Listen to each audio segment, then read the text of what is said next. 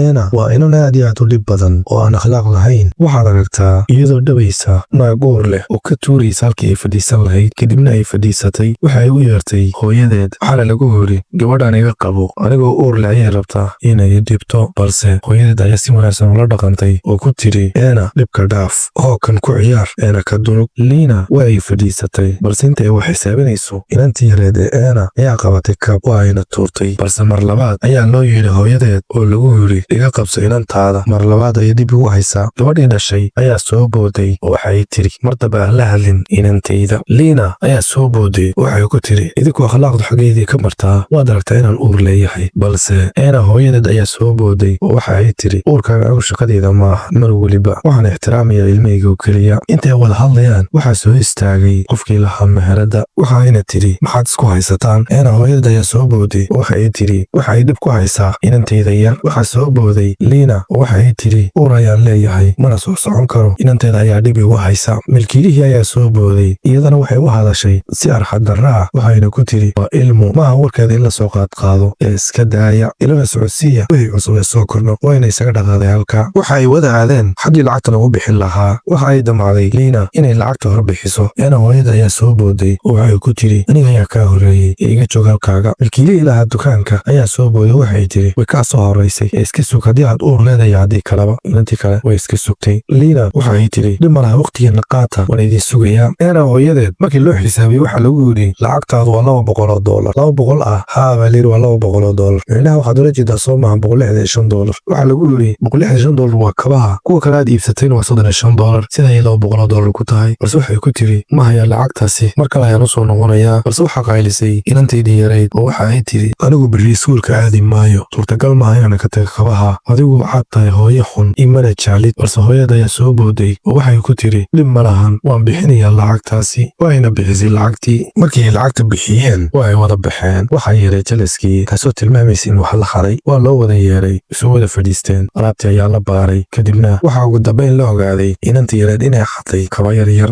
hooyadii dhashay ayaa soo booday oo waxa ay tidhi waa ilmo yar, anigu maahi, waana qalad, balse waa ilmo yar. waxay samaynaysay markii hore maan eegin. waxa ay tidhi dhib ma lahan, anaa bixinaya, laakiin mar kale ha ku noqon. inantii yareed waxay tidhi waayahay. eena iyo hooyadeed waxay u soo baxeen in interview laga qaado. kadibna liina ayaa soo ag istaagtay oo waxa ay tuusisay weelkii ubaxa oo dhulka yaalay. kadibna waa ay la hadashay oo waxay ku tidhi adigu ma waxaa tahay shaqaalaha halkan. waxay ku tidhi maya, anna interview ayaan sugayaa, balse ma ogo liina waxa ay tahay. waxayna ula hadashay si arxan darra ah. waxayna ku tidhi anigu interview ayaa laga qaadayaa, waxaa laga yaabaa inaan noqdo boos. haddii aan noqdo aniga ayaa xilkaaga doorayo, waxaana kuu doori doonaa inaad noqoto dadka musqulaha dhaqa. iyaduna inta ay ku qusushay ayay isaga tagtay. eena hooyadeed waa tan loo yimid oo lagu yidhi soo bax, waa markaaga kaale interview gal. marka ay soo gashay halkii interviewga lagu gali lahaa, waxa ay si layaab leh u aragtay liina oo soo fadhiisanaysa kursigii dadkii interviewga ka qaadi lahaa. waa ay yaabtay, laakiin waxay garwaaqsatay in shaqadeedu sidaa ugu dhammaatay maadaama qalad weyn ay gashay. waa laysu sharaxay, waxaana lagu yidhi waxaa lay dhahaa liina, waxaana ahay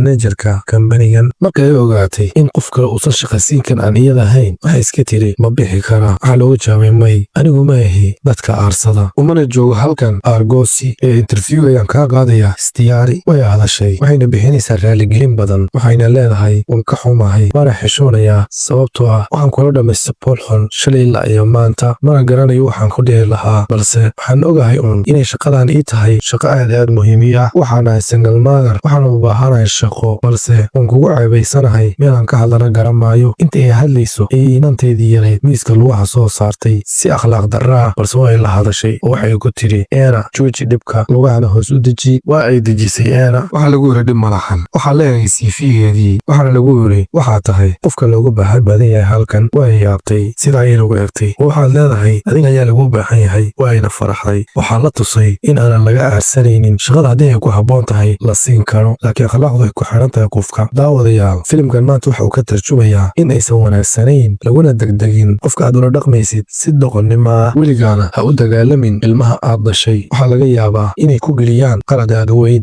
diin ahaan iyo caqli ahaan iyo dhaqan ahaan midnama wanaagsana. waa mahadsantihiin. haddii fiidiyowga kugu cusub yahay like saar, siina sheer gareey.